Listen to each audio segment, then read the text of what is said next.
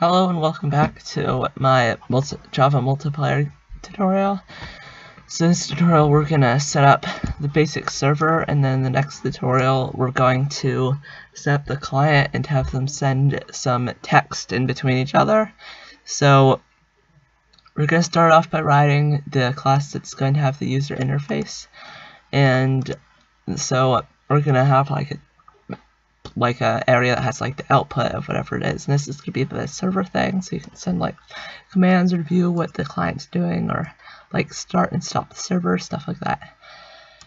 So for this we're going to need a text field, and this is going to be like that area where it shows you the text. So this is going to be the output of where everything is shown, and then we're going to have a text input thing to input stuff like type stuff in, like commands, or tell somebody to get like kicked off the server or something. I meant this to be the input. So the text field is the input, then the I typed this in wrong. So the text field is input, and text area is the output. So then this is just basic Java stuff, very much. So it doesn't have that much to do with actual networking stuff, but we'll get to that in a minute. So, I have a constructor. This doesn't really need to be instance, just I'm still going to make it be like that. So, gonna initialize the text field, and then I already have the thing ready here to be copied. This is just the bounds numbers I elect for it, so that's pretty much just saying how big that thing is. That's the bounds of the rectangle, so you can set that whatever you want, or have it how I have it. And then we're also gonna want to initialize the text output.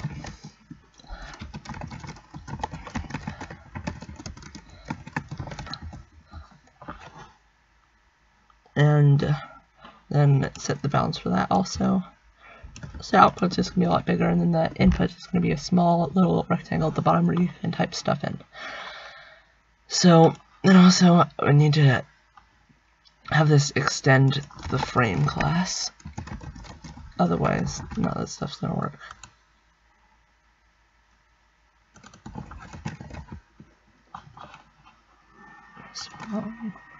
Oh, extends.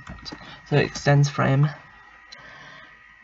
and then we have functions to do stuff. So we just because now it extends it, so we can just call the functions like they're in this class.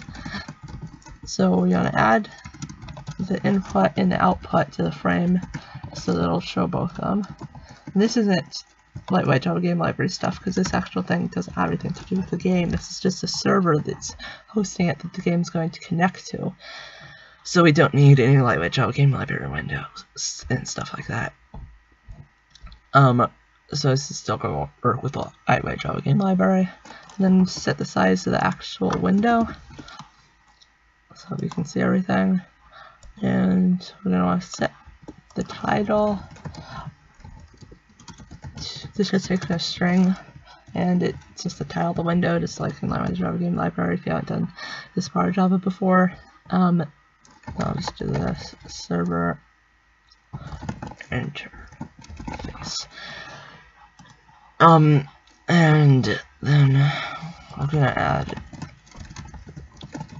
set the layout to null. You don't have to really worry about that, but just add it there. Otherwise some weird stuff will happen with buttons and stuff that we're gonna add.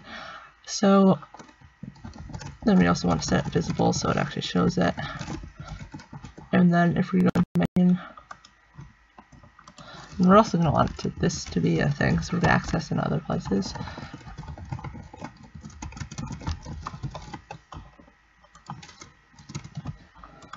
So we're going to want to initialize that.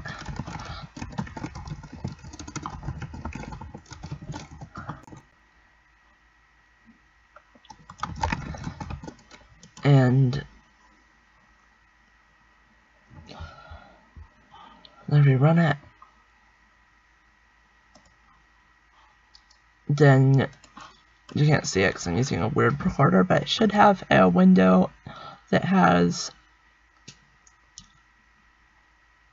just like a big text area and a small text area, and you can type in both of them right now because I forgot to check something to do that. And also, I also forgot to make it so you can stop it. So it's not good.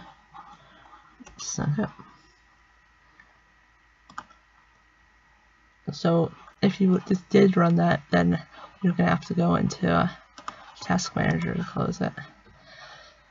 Let's haven't had the thing to close it yet, so I'm not gonna run that again until it's actually closed, and there's no point because you can't even see it.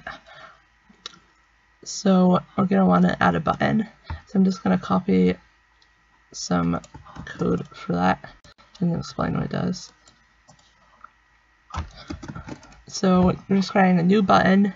Then the text in the button is stop server, and then we're setting the rectangle at where it is, and then we're setting an action listener, and this is gonna call main.close, which is that function I'm gonna make in a second to just shut everything off. So then so then we're saying adding the text of input to just tell us it's shutting down in case it crashes when you're doing that or something, so you know what was happening. So we're going to function here because we're going to want to close all the stuff at the same time, so we don't want to have to just have a bunch of extra close, because we might want to also close everything if some other condition is met. So right now we're just going to call system.exit to close the program.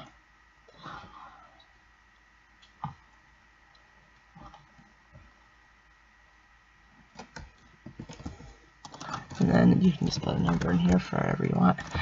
And then I'm going to test that. And then now you should have a button under your lower text thing, or wherever you decide to put the bounds as. It says stop server, and then if you click that, then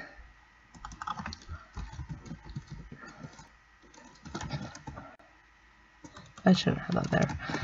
So that just says it's an input thing. Weird. So then you should just have a stop server button, and if you press stop server, then it stops the program pretty much. So now we have this basic thing here, and then also I forgot to add this earlier, but we want to make it so you can't type in the output thing. There's no reason that you would want to do that, and we shouldn't really have it because of that, so you don't accidentally type in it thinking it's going to do something for some reason, or if you give someone else your program that you're making, and you don't want to have that, so you can type it in. So then we're going to add an action listener, another action listener. So the action listeners, I forgot to say what these are earlier, but if like when you press the button, then it'll call the action listener, and for this case it's, well, call the action listener when you press the enter key, so it's not going to call it every time you press a button, even though you might think that might be counted as an action, but no, it's pretty. So then we're getting the text for this, and then we're appending the output to have this and a new line, so that whatever you type in the input, it'll put it in the output, and we don't have anything for processing it to like send commands to different stuff or anything like that, because we don't even have servers yet, so that's what I just have there. And then we set the input text to nothing, so you don't have to delete it every time after you try to send something. So if you run it now and you type something in the input box and you press enter, it'll appear in the output box, and if you try to type in the output box, nothing will happen. It'll just play the Windows error message pretty much. So next thing we can do is we're going to create a new class for having connections, because we're about to start server stuff. So because each connection is its own thread, so it's pretty much its own program, but it's kind of still the same program. Yeah, so first we're going to set up the server socket.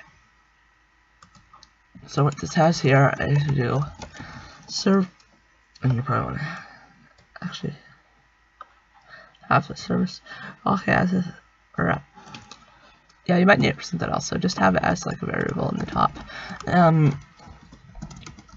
Then we're going to create a new server socket, and then this takes in a couple of parameters for the port and stuff I talked about in the first one. So it was just explain different stuff, so you won't understand at all what these things mean if you don't have any, if you haven't heard about them before, if you didn't watch the previous one. So the port that's usually open is that I use and a lot of people use just for their own random stuff is 7777. So you have to use one that's open, otherwise it won't work. And then that value I don't think is very important right now. So then we also want to do something. So we're just hosting on this computer. You probably, unless you have your own server you're actually hosting it on, you're probably not at the current moment. So especially just for testing it. So you're just going to do inet address.get localhost, or you can put this as your current.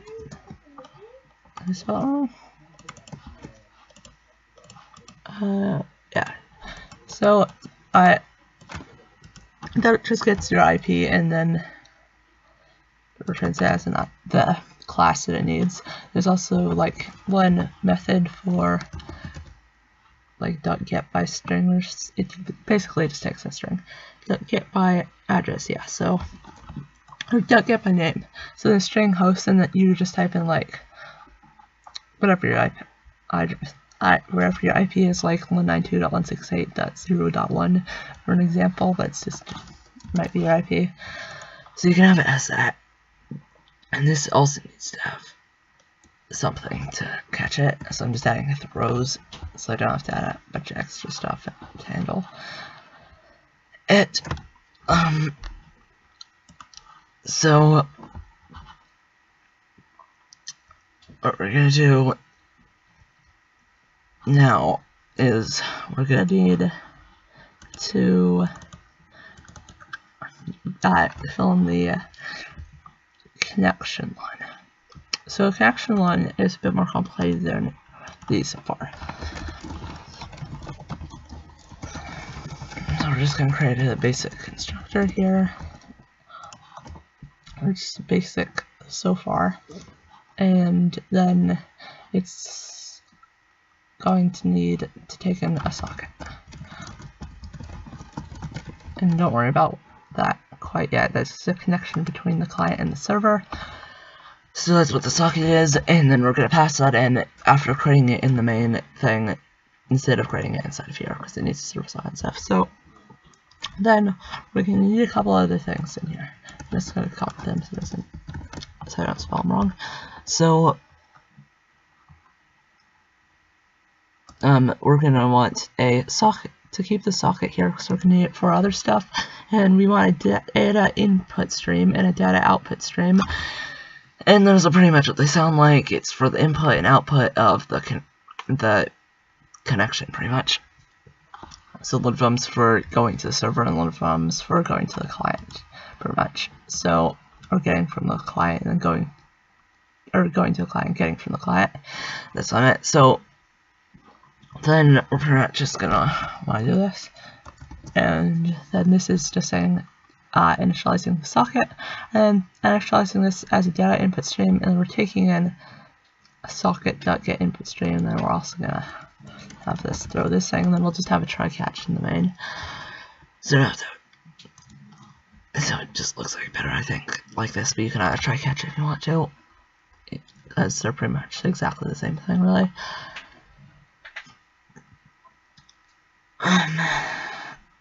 So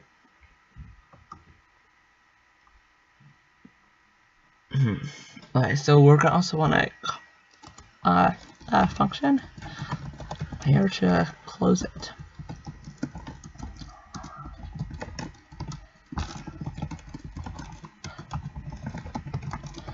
So this is just gonna close it. I have to do a couple of things in here.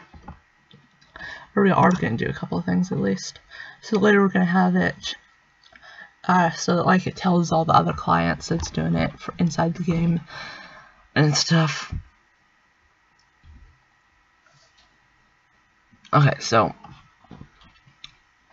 we're also going to need a list of things in here. So we're just going to have a list of connections.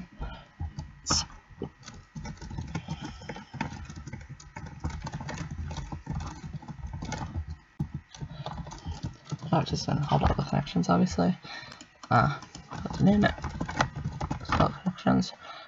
So, because we need to keep track of all the connections at once to be able to close them, mostly. So, then, also I forgot to extend this to thread because it's on thread, like I said earlier. So then this is its own program and it's separate from the other stuff, because one of the functions you have to call to check if there's any new data coming in is it waits until there's new data. It doesn't just check if there's new data, it waits until there's new data and completely freezes the program it's in until there is new data. So you can't have multiple ones in the same program. So that's the reason we have to have multiple threads for this server thing. So what we're going to do here now is we're going to close the socket.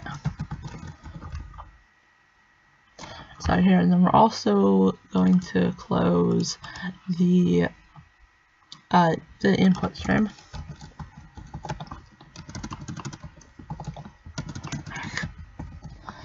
Yeah, so we're going to close the input stream, and then also another thing we can do now is we're going to actually create a function here to add text, because other stuff will probably want to add text here also.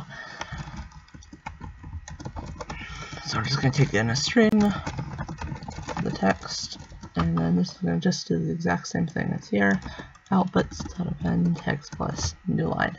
So just to make it slightly shorter in other parts of the code. And this probably also wants the. So you can just do that to get rid of the warning if you think it's annoying. Then we're also going to want to give this a throw. Actually, I'll put a note or try catch, whatever one you want. Really, it doesn't matter.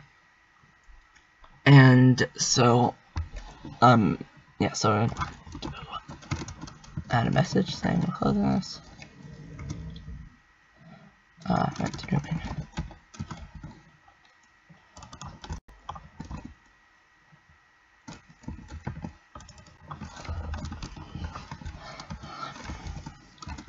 Okay, so we don't have a name for this connection quite yet, because we're gonna have it later, so it like sends like the player name or whatever. Yeah, so we don't have that yet, so we're just gonna say closing unknown connection, to just say that it's closing this connection in case it, and then we're gonna add that rest of it later, just so if it runs into a problem closing one of the connections, you know what connection it ran into a problem with to like debug it or whatever. Yeah, so the next we're going to want to remove this from the connection list. Typing in host instead of, so just remove it from the list.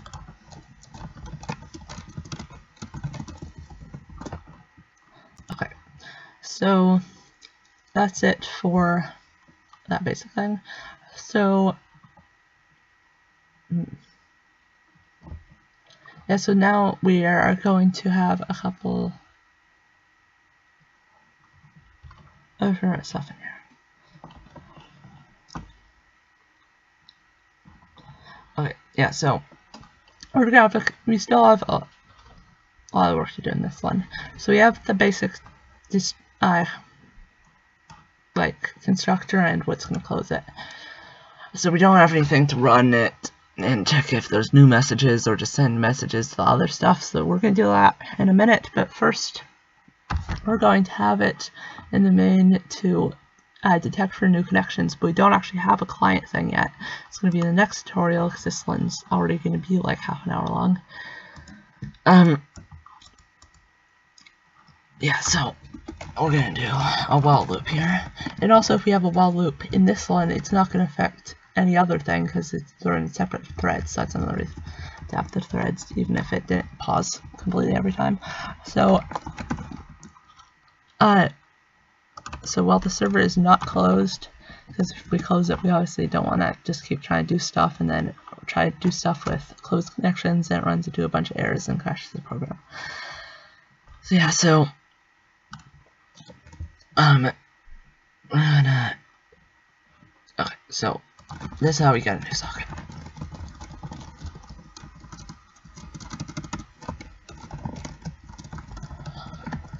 So what you have to do is your server socket dot what's it again? It was accept. No.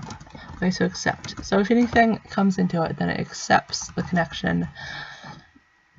And you might want to have like something, so if there's like, you have to provide some information to be able, if you have like a pass protected server or something for your game, then you're going to want to check before you accept random connections probably. Or you might want to accept it and then check and then have it send something to that. Actually, I think you might not be able to do it. You probably have to accept it and then wait for it to transmit the password, and if it gets the password wrong, then it will disconnect it. So it's kind of unrelated, but that's how you do a password thing if you wanted to. So we're gonna get a new connection here. So just call it constructor, give it the socket that we just created. And then after that, we're gonna call it the start, and then that just tells the thread to start going. You don't want to start it right away, and that's just why that's there.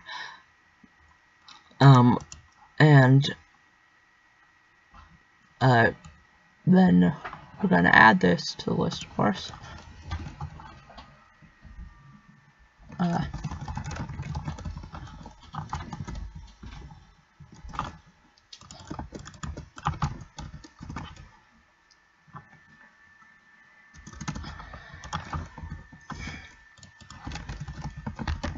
Okay, so now I pretty much have this thing, except I'll just copy and paste the thing that I already had here.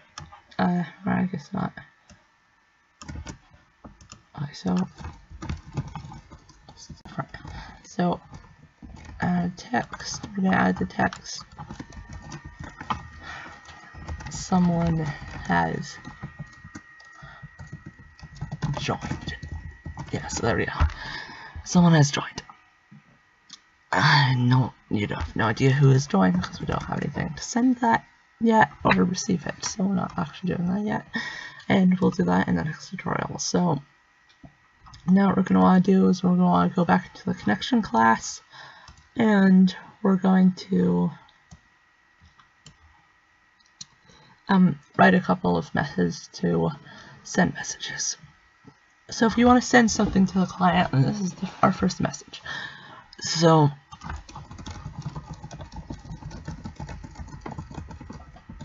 we're just gonna call it whatever connection this is, send a message, or maybe it's something inside of here already that sends a message.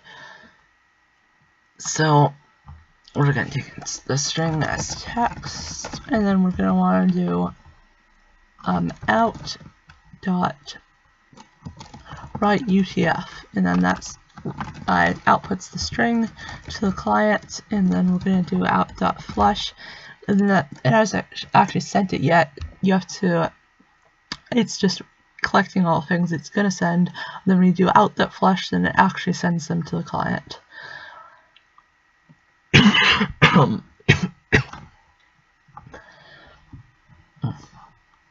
So then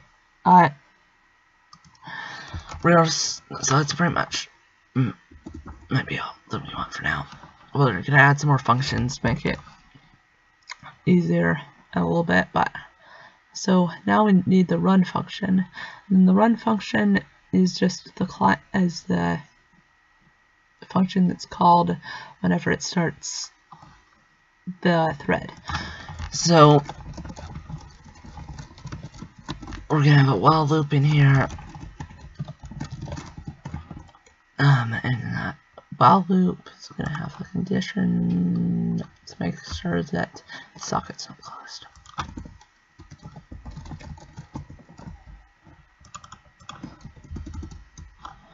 Yeah, so then inside of here is going to have all of our logic for like detecting for messages and stuff like that. So we're going to have a string that's the current message that was outputted, because all we're doing is strings really. You can also send integers, bytes, stuff like that. You might also be able to send objects of any type. I'm not completely sure about that though. There might have been some other thing in a different language. So read UTF waits till it's a string, and then when there is a string, then this function will return it.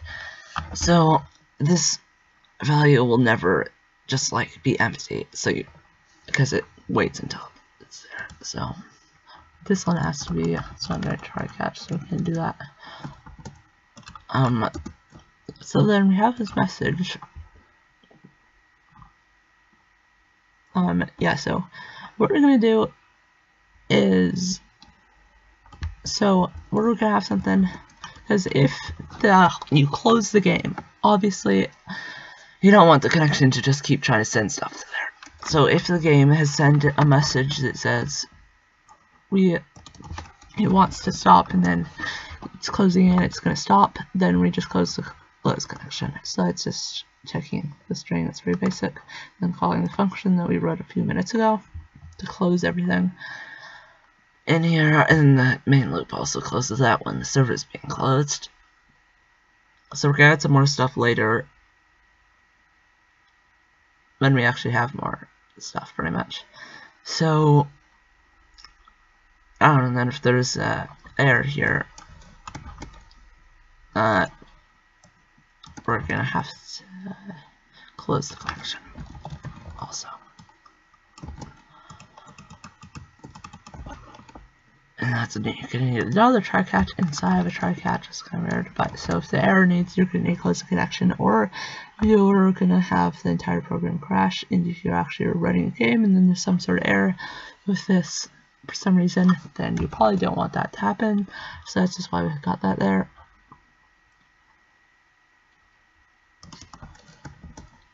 We want this to be that message that equals to that. And let's check if the socket is the input stream is that. So message equals to, that's what I meant. Yeah. So the only thing we need now is that we're going to want to close all of the connections when we close the thing, otherwise they're just going to stay open and you don't really want that to happen. So, and we also want to close the server. So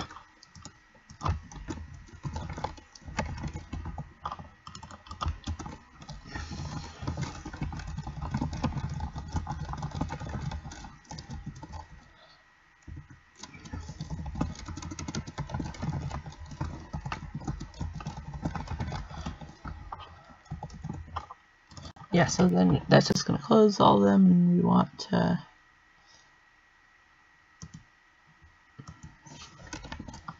throw that pretty much in. I guess we better just try to get to never mind about that.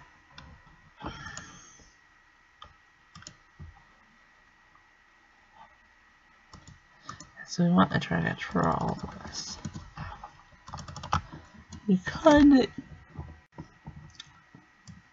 could do a try catch out here and cover both of these and all of these at once, but then if one connection is already closed for some reason, then we try to close it, but for some reason it get removed from the list, then there's no reason to crash the entire program and leave the rest of them still open. So that's just the reason I'm having it outside of there. So then we have like a basic thing that can send and receive messages, but we don't actually have anything that's going to be sending the messages to us anyway. And if you run it now, it's probably going to have, if you're running Windows,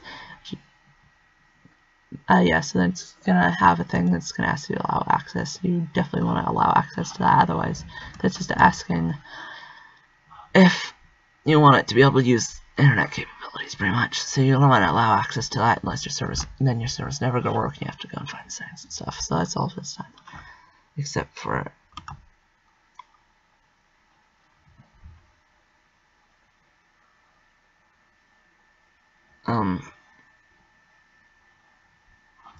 well, there's an error there, I guess, but since it's useless at this point anyway, I'll figure out what the error is in the next tutorial. So I'll show you how to fix it.